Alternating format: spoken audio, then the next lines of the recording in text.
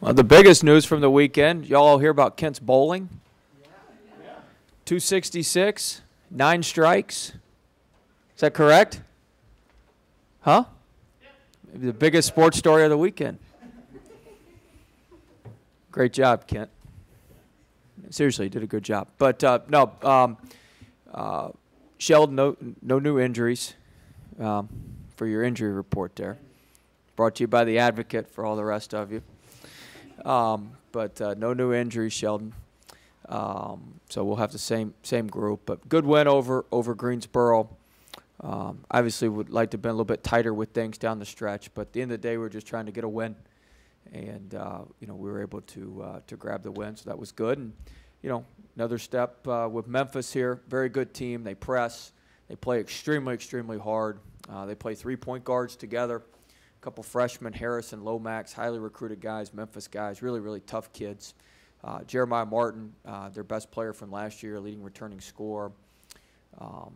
Very good player. Davenport, the four-man's good. If we can't guard a pick-and-pop four-man any better than we did on Friday night, he'll get loose, along with a couple of the other bigs who can make shots. So need to do a better job there. So looking forward to the game tomorrow night. I thought last Tuesday, our crowd was phenomenal.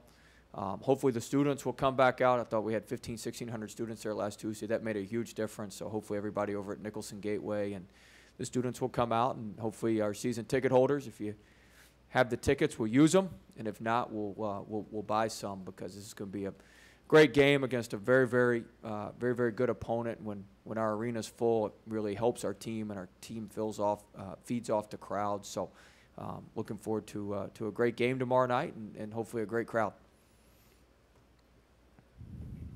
What's your relationship like with Penny Hardaway?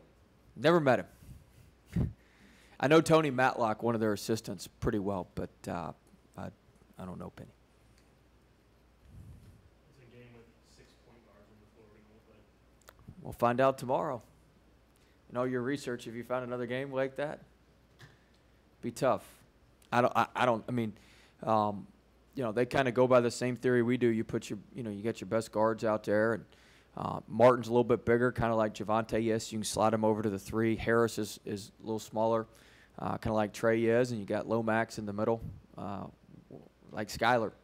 So they've got a good group. Those kids, I saw Lomax play a ton in AAU. I saw Tyler Harris play a ton in Harris was on the Under Armour circuit, and Lomax was on the Nike circuit, played for Penny everywhere. But, I saw those kids play. They're tough. They compete. They're your typical, just Memphis guards.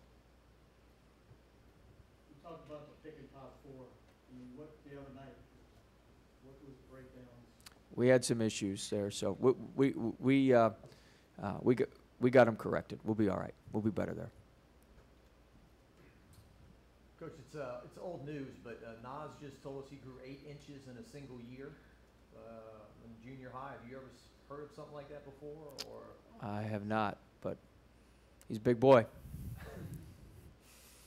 5'10" to 6'7", something like that? That's where he had all his guard skills. He also said he has a green light on 3-pointers as long as they go in. What did you think of the one from the logo? It went in.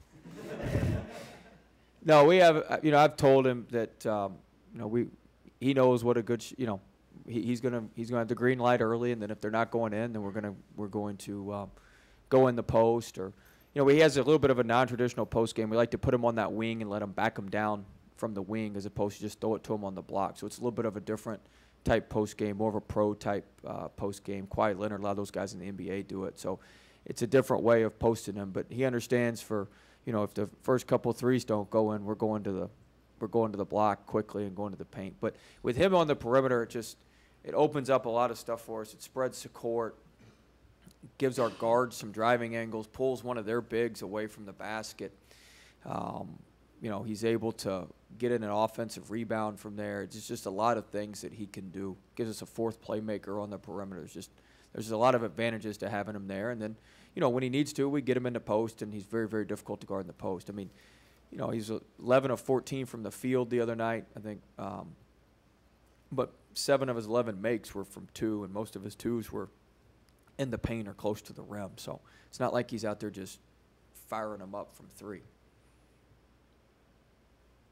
Coach, you kind of touched upon it, but Tremont said that because of the crowd, he got up on one of those dunks maybe that he maybe normally wouldn't have gotten up on. Just you only play 2 home games, but your college atmosphere and creating that excitement. Yeah, I think it's huge. You know, that's what I mean. Tomorrow night's a big game against a really storied program, traditional power in Memphis, and so you know, I think everything we can do to have great crowds is good. Our kids deserve it. Our kids have worked hard for it, and these guys could have gone a lot of places. And you know, we want to reward them for coming to LSU, reward them for staying home, and you know, we got a good team. We got great kids. They do, you know, they handle their business the right way. They handle themselves the right way, and so it's important to us that we have great attendance, and the students are really key. You know, we got the Nicholson Gate. We got all those students right over there.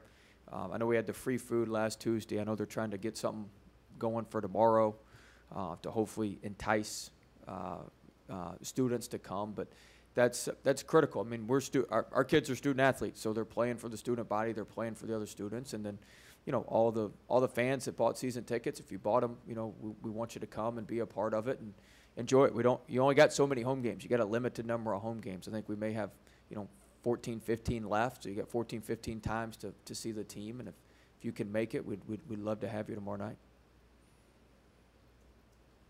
I wasn't here on Friday, but I saw you compare this Memphis team to some of those Nolan Richardson coached Arkansas teams. I was wondering what some of the parallels you saw between them. Well, the first thing is they play extremely hard. The second thing is they press all over the place. They run and trap. They're very, very aggressive with their defense. They use their defense to create offense.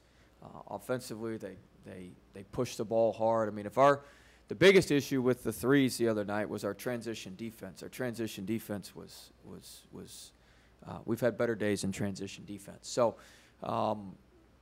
we need to get that corrected and quickly. So you know, if we don't, you know, they play extremely fast. If we don't value the ball and hold on to the ball and get good shots at the rim, that's going to be a problem. And if we can't get back in transition defense, if we run good offense, that helps your transition defense. But if we can't get back any better in transition defense and cover the shooters and cover the guys who are tougher matchups, and that'll be a problem against them. But they play extremely hard. They play extremely fast. Their tempo is much faster than it was last year, and so it'll be a challenge. We've got to be able to settle in and not let them get out in transition. They have great spurt ability. They're able to go on 8, 10-0 runs. They went on a quick 9-0 run in under a minute against Tennessee Tech the other day, right before the first media timeout, like 16:43 to 15:46 in the game. They went on a 9-0 run like that. So it was pretty impressive. So we got to do it. We got to do a good job. You talked about earlier in the season playing on tempo with Memphis. Is there a possibility that you're going to slow it down? I mean, no. I mean, we do what we do, and they do what they do. So I mean, we play pretty fast too, but we're not quite like them. But we certainly in the half court need to settle in and move the ball side to side and not take the first quick shot that we see. We need to take great shots. But we're not going to change who, you know, no need to change who we are. We are who we are, and they are who they are. And so, you know, we just need to have a little clash of wills here and see who can come out on top. But we'll maybe be a little more discreet in the half court and try to have a little more discretion with what we're doing. But you know, you hold the ball for too long against them, they're going to trap you. You may not get as good a shot as you get early on. So we've got to be careful there. We got to do a good job handling their pressure. A lot of people, when they talk about football games being big for recruiting in terms of head-to-head battles, is that the case sometimes in basketball too, or is it more? Yeah, I mean sometimes, but I mean most of the kids look. I mean, just because you win or you lose doesn't mean a kid's going to choose your school over the other school. So I know what you're getting at, but I don't think it matters a ton. I think it maybe a little bit, but I think more the trajectory of the program and how the person fits. I think the style of play and that sort of thing is much more important than who wins a game. When you look at the college game right now, you see all these big guys making shots, got handles, the Zions, the Nas. I think we saw Bull, he's like 7'6", knockdown threes the other night. Does it make the game more exciting, you know, for people to watch when you see these bigger guys they feel more athletic nowadays? I don't know. I mean, I think so. That's where the game's kind of trending. That's how it is in the NBA. you know, the big guys are stepping out and making shots and being able to make plays.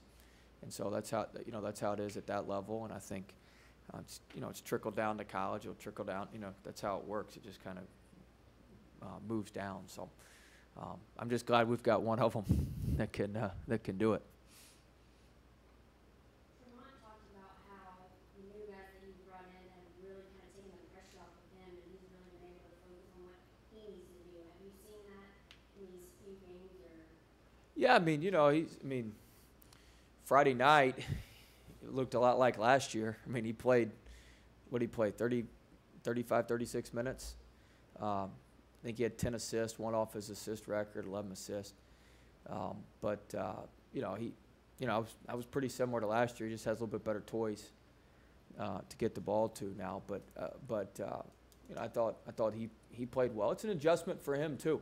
It's an adjustment for him going from, you know, kind of being everything, you know, to having other guys and having to stir the drink a little bit more. And he's figuring it out and done a good job. We've had a lot of discussions about that and talk a lot about that. And I'm proud of how he's adjusted. And so I think we'll continue to improve with him. And the more we play together and the more we get together, I think the more we'll improve.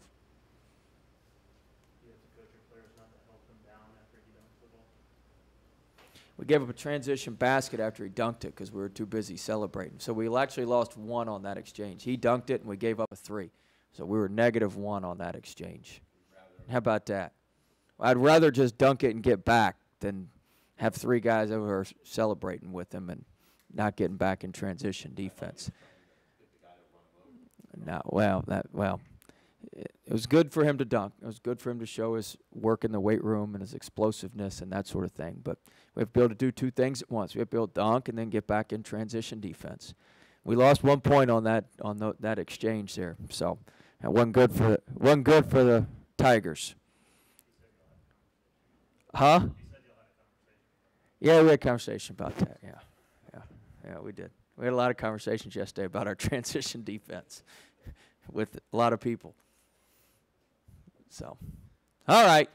Hope y'all enjoyed Arkansas.